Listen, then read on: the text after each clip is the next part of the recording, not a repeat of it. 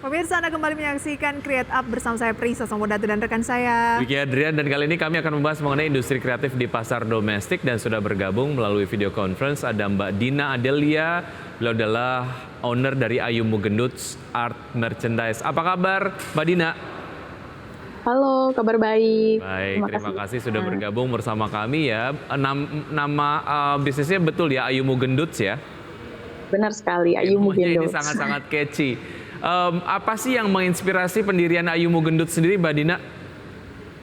Jadi itu awalnya bermula dari saya kuliah di seni rupa. Jadi kita pengen bikin, kalau untuk karya seni itu kan harganya mahal ya, bisa sampai puluhan sampai ratusan juta. Dan saya juga ingin mempunyai produk yang satu produk satu desain. Jadi bagaimana caranya saya membuat produk dengan ciri khas saya sendiri. Kemudian untuk kita bikin itu di tahun 2016, kemudian kita pulang ke Jambi, selesai kuliah itu 2018, dan tidak lama kan berdampak pandemi.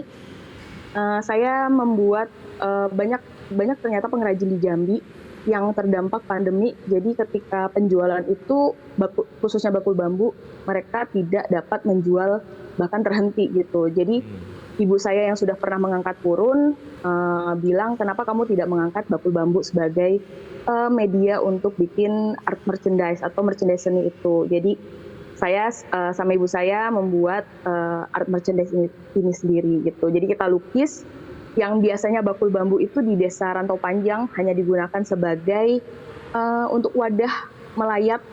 Kita taruh beras, kita kasih ke keluarga meninggal. Sekarang bisa kita fungsikan sebagai tas gitu. Oke. Jadi karya seninya bisa dikenakan begitu ya, bisa dipakai. Iya. berupa anyaman berlukis ya? Iya, anyaman berlukis. Oke. Lalu apa sih cerita di balik konsep produknya ini? Dari mana bahan bakunya? Kalau bahan baku kita ambil khusus dari Desa Rantau Panjang, itu ada di Provinsi Jambi, sama sekarang kita sedang mengangkat Desa Lubuk Pungguk Jangkat. Jadi saya membuat proyek kolaborasi ini bersama pengrajin di daerah saya sendiri. Karena mereka semuanya di desa itu penganyam dan itu sentra bambu semua gitu. Oke, kalau pemenuhan bahan bakunya cukup kesulitankah, tercukupikah, atau seperti apa? Jujur, kita sekarang sedang kesulitan dengan pemenuhan bahan baku karena di desa tersebut lahan-lahan bambu sudah menjadi lahan sawit. Jadi ketika saya hubungi lagi mereka sudah kesulitan bambu sama sekali. Jadi beberapa pengrajin juga ada yang terhenti. Kalau kita mengambil dari luar itu akan menambah kos yang lebih besar lagi. Jadi bagaimana caranya? Saya mencari bambu di daerah Jambi, Provinsi Jambi, di daerah-daerah yang lain agar bisa memberikan kepada pengrajin yang biasa mengerjakan bakul bambu tersebut. Gitu. Oke, ini juga kalau dilihat dari gambar-gambar yang sedang diputar dari studio begitu, ini ada yang berupa semacam tempat bakul gitu ya. Itu memang ujung-ujungnya akan menjadi sebuah tas atau gimana tuh Mbak Dina?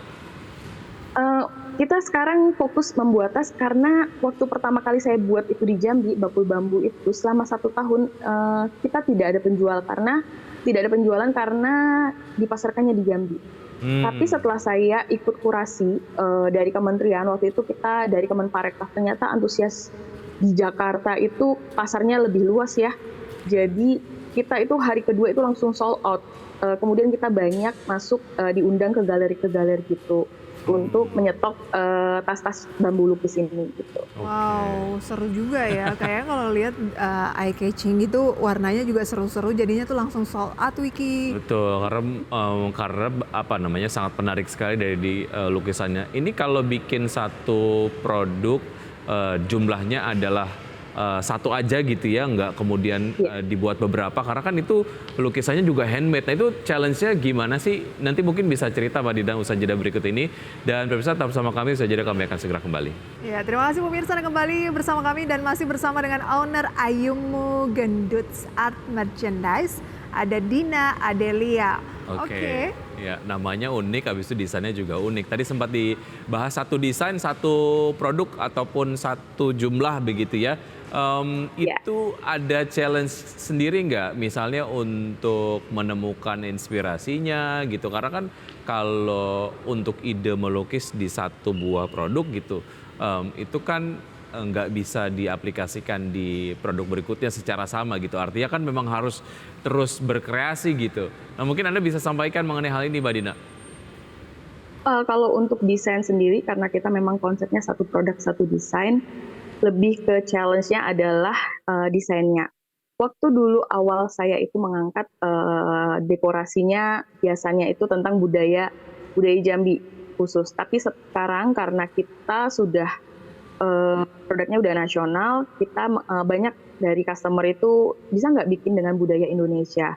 Jadi kita bikin dengan budaya Indonesia, budaya Nusantara, tapi tetap kita harus riset semuanya, jadi agak lebih ribet, tapi itu challenge banget bagi Ayumu. Gitu. Oke, contohnya kayak tadi saya lihat, bener nggak sih ondel-ondel gitu ya?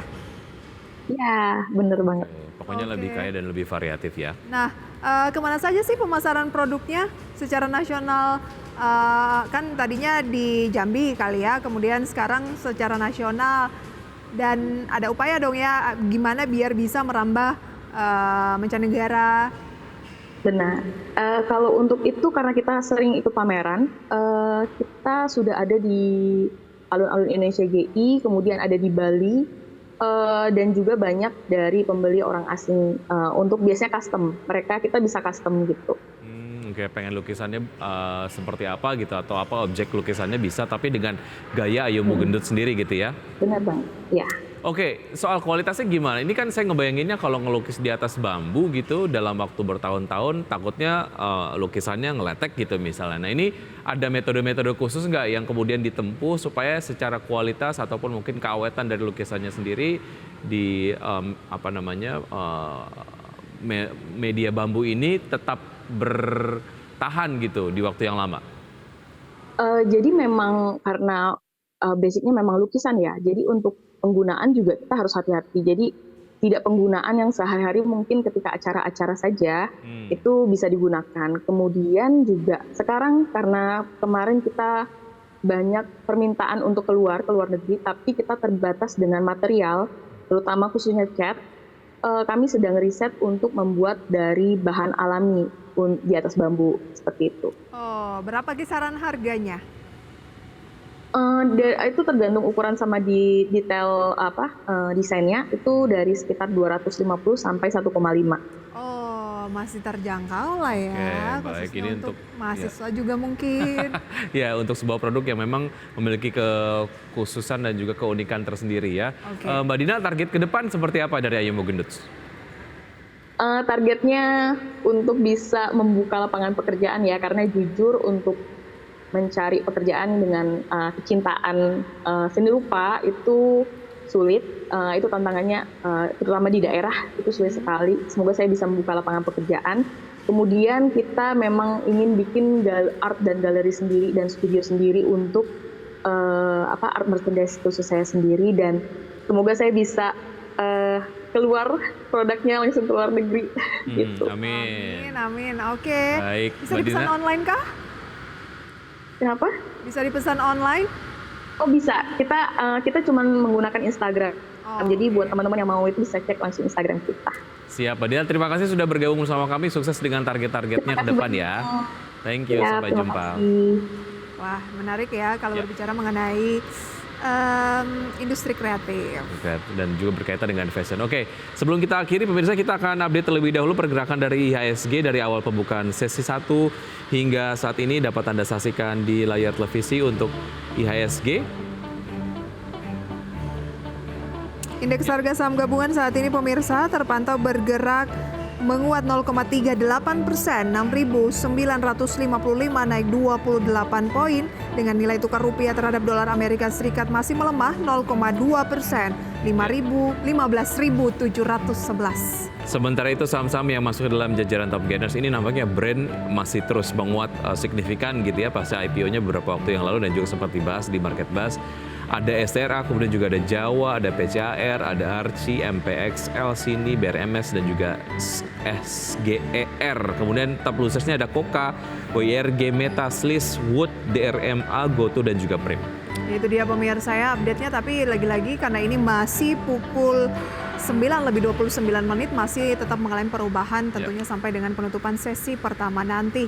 Dan sudah 90 menit kami menemani Anda dalam Power Breakfast. Ya, semoga pembahasan hari ini dapat menjadi referensi dan sumber informasi untuk Anda. Tetap perbarui informasi Anda hanya di IDX Channel, your trustworthy and comprehensive investment reference. Saya Wiki Adrian. Dan saya Prisa Sompodatu. Sampai jumpa.